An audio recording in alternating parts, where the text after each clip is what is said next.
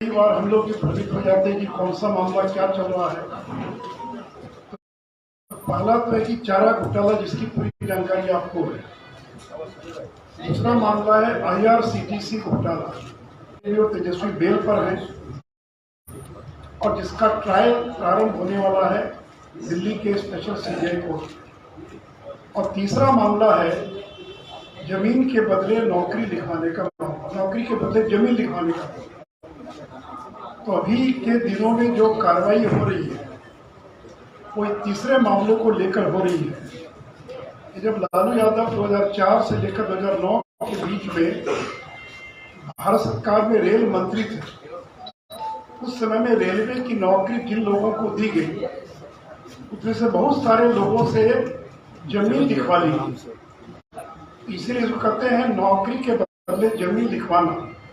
तुम मुझे जमीन दो, मैं तुम्हारा काम करूंगा। तो ये जो मामला है रेलवे की नौकरी के बदले जमीन लिखवाने से जुड़ा मामला, इसकी जांच CBI कर रही है। इस मामले में FIR दर्ज हो चुकी है।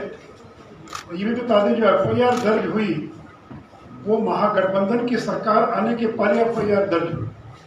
तो ऐसा नहीं है कि सरकार बनने के बाद कार्रवाई हो रही है। तो कार्रवाई प्रारंभ हो गई थी महागठबंधन की सरकार बनने के पहले, और अभी ED भी इसमें प्रवेश करती है। और ED कब प्रवेश करती है? जब किसी मामले में अपराध से पैसा निकलता, पैसा आता है, क्राइम किया गया, अपराध हुआ, पैसा आया, उस पैसे का किस तरह से दुरुपयोग हुआ या उपयोग हुआ, इसको कहते हैं मनी लॉन्ड्रिंग। अरे यार, ये जो ED है, इन्फोर्समेंट डायरेक्टरेट प्रवर्तन निदेशालय है। अभी जो पूछताछ हुई हाल के दिनों में 3-4 दिन पूर्व, जो 24 ठिकानों पर जो रेड हुई, जो पूछताछ हुई, वो ED की रेड थी और न कि CBI। तो इसलिए, और जो बेल का मामला था वो CBI से जुड़ा मामला था, जिसमें कि 25 तारीख को तेजस्वी यादव को हाजिर होना है। तो मित्रों, जिस मकान में ED ने तेजस्वी यादव से पूछताछ की, वो मकान है D1088 न्यू फ्रेंड्स कॉलोनी, नई दिल्ली का 4 मंजिला आलीशान मकान है, जिसकी कीमत 150 करोड़ रुपए से ज्यादा है। और जिस मकान के आज मालिक हैं तेजस्वी प्रसाद यादव, और एक कंपनी जिसका नाम है AK इन्फोसिस्टम प्राइवेट लिमिटेड, उस कंपनी के भी मालिक हैं तेजस्वी प्रसाद यादव। तो ये जो AK इन्फोसिस्टम प्राइवेट लिमिटेड है, इस कंपनी ने जमीन खरीदी है हजारी राय से। या हजारी राय ने अपनी जमीन औने पौने दाम पर AK इन्फोसिस्टम को बेच दिया 2006 में। और उसके बदले में हजारी राय के 2 भतीजे दिलचंद्र कुमार और प्रेमचंद्र कुमार, इनको जबलपुर और कोलकाता में 2006 में रेलवे की नौकरी लग गई। तो जिस व्यक्ति के 2 भतीजों को रेलवे में नौकरी लगी, उस हजारी राय ने अपनी जमीन, दानापुर महुआ बाग की जमीन AK इन्फोसिस्टम प्राइवेट लिमिटेड को, और वो जमीन उसने लिख दिया।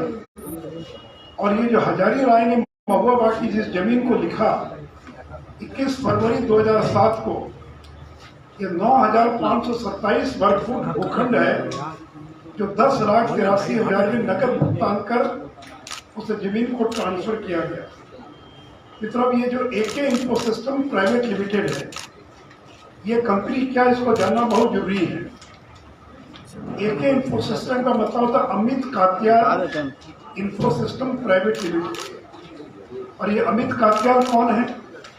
तो जब राबड़ी देवी बिहार की मुख्यमंत्री थी 2000 से 2005 के बीच में, तो बिहटा में एक बियर की फैक्ट्री लगी थी जिसका नाम था आइसबर्ग प्राइवेट लिमिटेड। ये अमित कात्याल की कंपनी थी आइसबर्ग प्राइवेट लिमिटेड, जिसे राबड़ी देवी के मुख्यमंत्री रहते उनकी मदद से, और बिहटा में बियर की फैक्ट्री लगाई। जिस कंपनी में लालू यादव की 2 बेटियां भी डायरेक्टर थी, तो ये एके इंफोसिस्टम अमित कात्याल के नाम से है। ए का मतलब अमित, के का मतलब कात्याल, तो एके इंफोसिस्टम प्राइवेट लिमिटेड यानी अमित कात्याल इंफोसिस्टम। इस कंपनी की मिल्कियत किसके पास है, मालिकियत किसके पास है? तो राबड़ी देवी और तेजस्वी यादव के पास। और मात्र 1 लाख रुपए में इन लोगों ने शेयर खरीदी और शेयर खरीद कर एके इंफोसिस्टम के वो मालिक बन गए। इस कंपनी में तेजस्वी यादव, तेज प्रताप यादव, चंदा यादव पहले डायरेक्टर थे, लेकिन बाद में उन्होंने डायरेक्टर के पद से इस्तीफा दे दिया। इस समय रागिनी लालू, ये जो रागिनी यादव नाम आता है उसका वास्तव में नाम रागिनी लालू है। ये रागिनी लालू उसकी डायरेक्टर है। तो डायरेक्टर कोई बन सकता है, लेकिन मालिक वही होता है जो शेयर होल्डर होता है, जिसका कंपनी का शेयर होता है। ये जो एके इंफोसिस्टम प्राइवेट लिमिटेड है, यानी Amit Katyal Infosystem private limited, इसके 97% शेयर राबड़ी देवी के नाम से है और 3% शेयर जो वो तेजस्वी यादव के नाम से है। और इस प्रकार 1 लाख रुपए में एके इंफोसिस्टम प्राइवेट लिमिटेड के ये लोग मालिक बन गए। और इसी कंपनी के नाम से 2006 में कंपनी बनी। इसी कंपनी के नाम से हजारी राय ने अपनी जमीन रजिस्ट्री कर दिया। तो परिणाम क्या हुआ कि जमीन एके इंफोसिस्टम में आ गई और उस कंपनी के मालिक कौन हो गए? राबड़ी देवी और तेजस्वी यादव। तो आज उस जमीन के मालिक कौन है? तो राबड़ी देवी, तेजस्वी यादव उस जमीन के मालिक हैं। और ये वही अमित कात्याल हैं जिन्होंने 2010 में तेजस्वी यादव को 9.5 लाख रुपए की गाड़ी उपलब्ध कराई थी। अमित कात्याल की कंपनी है ट्रायंगल ट्रेडिंग लिमिटेड। उसने 2010 में तेजस्वी यादव को 9.5 लाख रुपए की गाड़ी उपलब्ध कराई। और इस अमित कात्याल ने तेजस्वी यादव को 30 लाख रुपए का कर्जा दिया और 55 लाख रुपए का कर्जा दिया तेज प्रताप यादव को। बाद में वो कर्जा माफ कर दिया गया। ये कर्जा कोई देता तो ब्याज सहित वसूलता है, लेकिन अमित कात्याल ने जो कर्जा दिया उसने वापस नहीं लिया, वो कर्जा माफ कर दिया गया।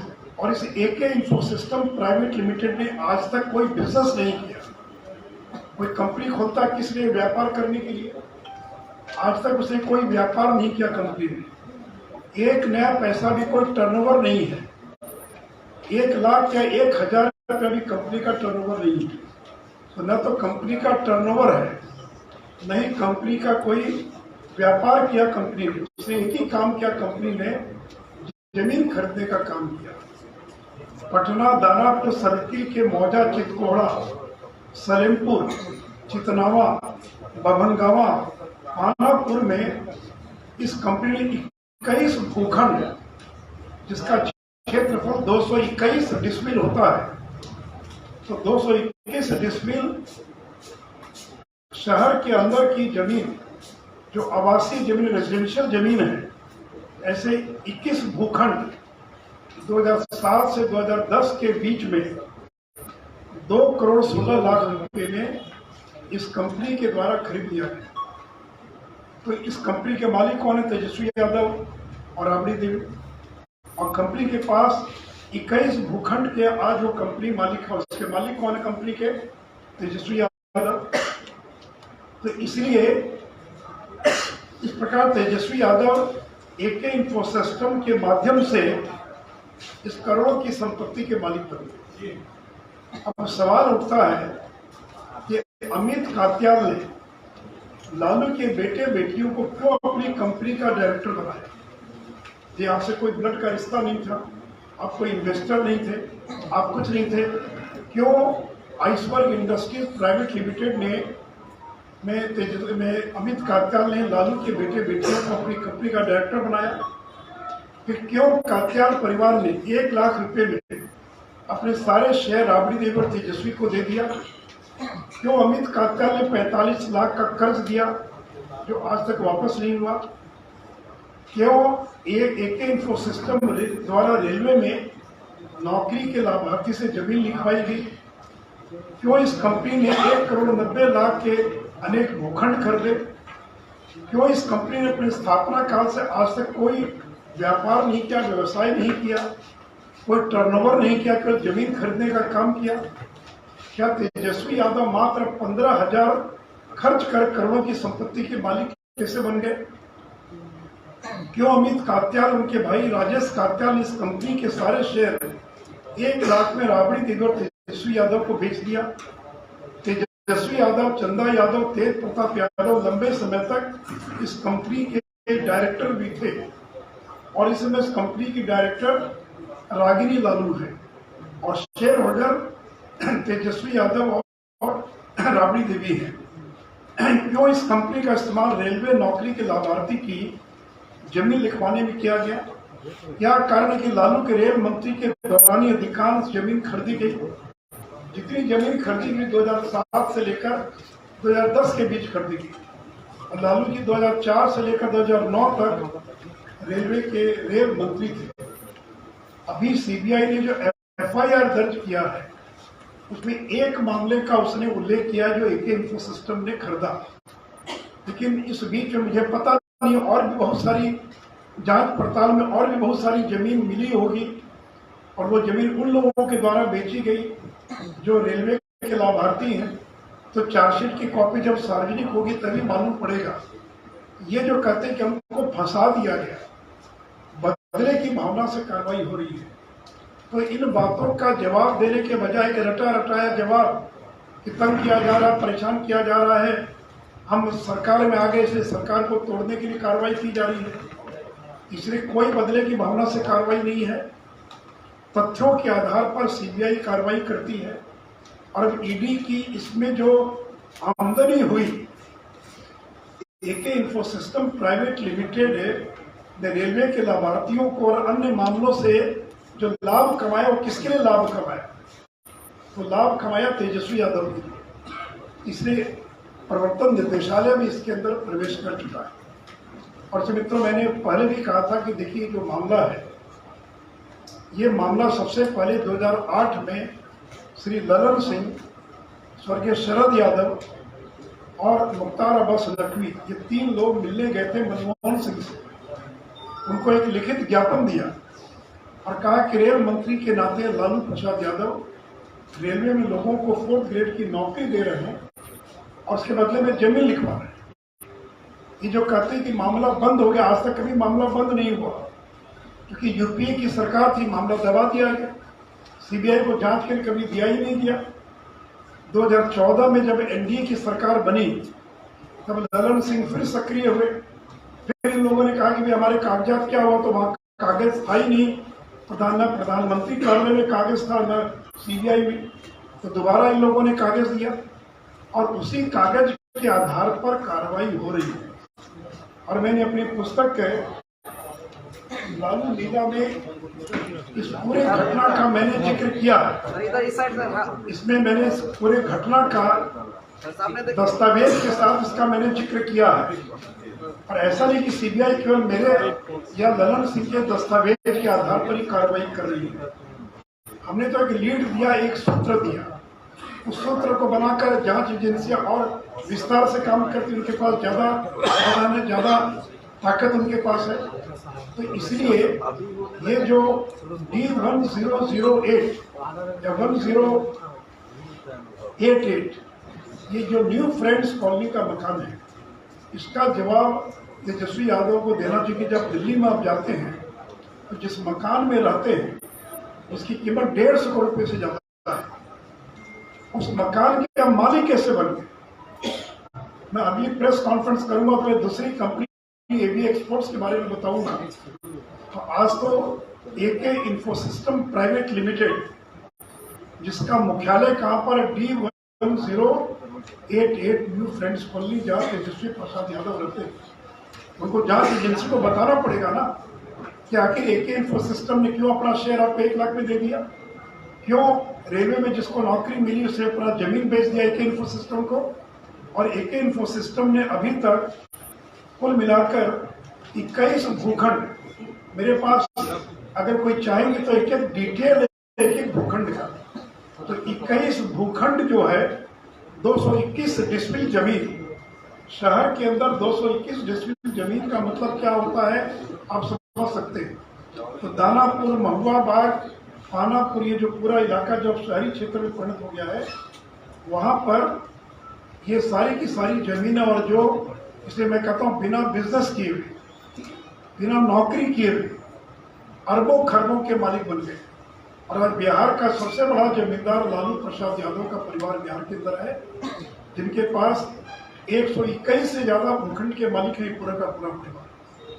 इसलिए मित्रों, मुझे लगा कि ये जो एके इंफोसिस्टम प्राइवेट लिमिटेड जिसके मालिक बन गए और जिसका मुख्यालय D1088 न्यू फ्रेंड्स कॉलोनी है, जहाँ यहाँ रहते, जहाँ पूछताछ करने के लिए ईडी गई थी, सीबीआई नहीं गई थी, ईडी गई थी। सीबीआई का मामला तो 25 तारीख को पूछताछ करने को बुलाया गया, लेकिन ईडी से जुड़ा मामला है और ईडी भी इस मामले की जांच कर रही है। और इससे मैं ललन जी को और नीतीश जी को धन्यवाद देना चाहूँगा कि आप लोगों के कारण जो है बिहार के अंदर भ्रष्टाचार के इतने बड़े मामले का खुलासा हुआ है। ये बात अलग है कि आज आप बदल गए, आज आप भ्रष्टाचारियों के साथ समझौता कर लिया, बगल में खड़े हो गए, लेकिन ये सारा का सारा सूत्रपात जो है ये ललन जी और नीतीश कुमार का ही किया हुआ है। तो मित्रों, इस एक मामले के बारे में अगर कुछ पूछना हो तो आप पूछ सकते हैं। तेजस्वी यादव कई बार चैलेंज ठोक चुके हैं कि भाजपा जो भी आरोप लगा रही है हिम्मत है तो साबित कर सकती है। चैलेंज मैं तो डॉक्यूमेंट दे रहा हूँ ना, इससे बड़ा और क्या होगा। वो डॉक्यूमेंट को खारिज करके आज तक उन्होंने एक का भी बिंदु पर जवाब दिया गया, मुझे एक लाइन बोलते फंसा दिया गया, बदले की भावना से कार्रवाई होगी। हम तो डॉक्यूमेंट के साथ चीजों को पब्लिश कर रहे हैं और इसका जवाब दे दें, एक ही बात का जवाब दे दें कि एके इंफोसिस्टम प्राइवेट लिमिटेड के मालिक कैसे बने, उसके शेयर धारक कैसे हो गए, इतनी बड़ी संपत्ति के मालिक कैसे हो गए, रेलवे में जिसको नौकरी मिली उसने क्यों अपनी जमीन बेच दिया इस कंपनी को पौने दाम पर, इसी बात का जवाब दे दें। मोदी जी, एक सवाल है इसी से जुड़ा हुआ कि ये जो अभी आप बोल रहे हैं, तो जो पुराना 2017 का मामला था, दोनों में क्या डिफरेंस क्या है? मतलब जो उस समय अंतर ये है कि हम तो कोई जांच एजेंसी नहीं है, हमको तो जो कागज मिला, सूत्र मिले आपसे, उनसे हमने उसको एक्सपोज किया।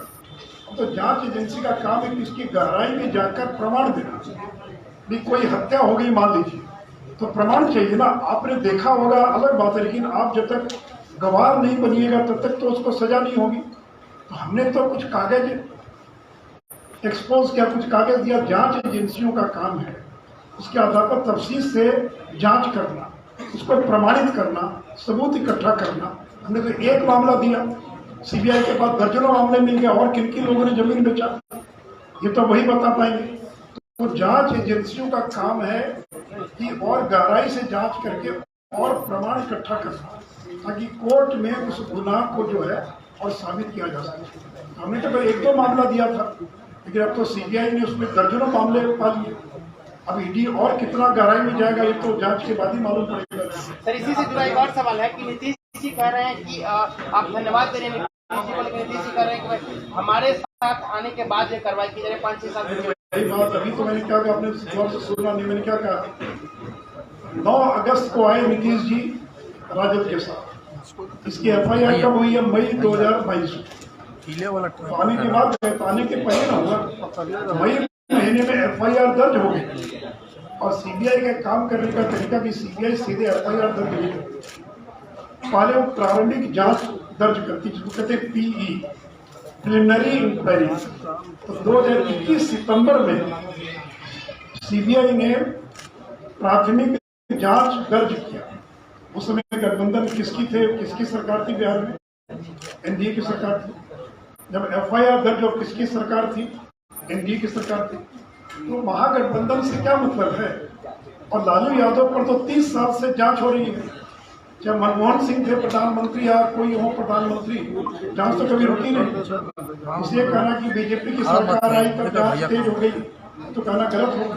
आपने दिया, आप छोड़कर चले गए, आप पक्ष में खड़े हो गए, अलग बात है। ये जांच एजेंसी तो अपना काम कर रही है। केंद्र ने अति पिछड़ों के लिए छात्रवृत्ति रोक दी है, ये जेडीयू का आरोप या है। इसका जरिए पूछे ना आप आज उन्होंने पीसी किया है। अभी नहीं, इस पर नहीं बोले।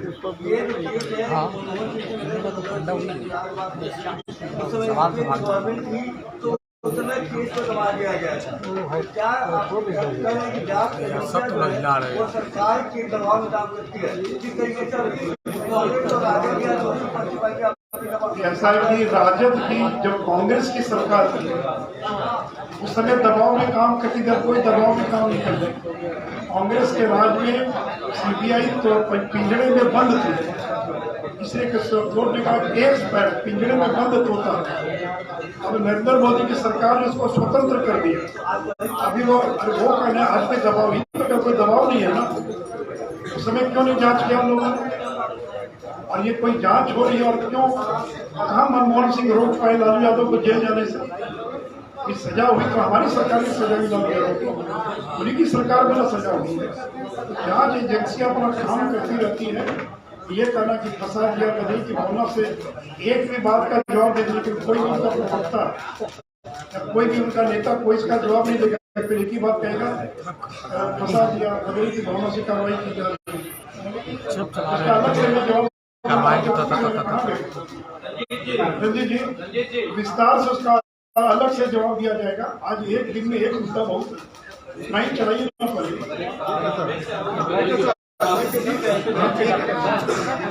कांग्रेस का सीरीज शुरू करेंगे क्या लालू परिवार पर? क्या कर रहे हैं? कॉन्फ्रेंस का सीरीज फिर शुरू करेंगे क्या लालू परिवार? अब जैसे जैसे मिलेगा इतना हो गया, जैसे मिलेगा तो करेंगे, बिना मिले तो जबरदस्ती कर नहीं सकते। आप कहते हैं कि सरकार बदल जाती है, इसलिए हम लोग पूछ रहे हैं।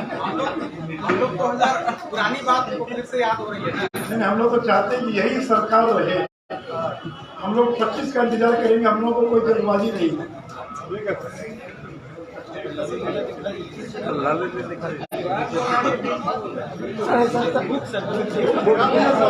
दिखा दीजिए सर, दिखा दीजिए सर। सब लिया अरे इधर इधर सर,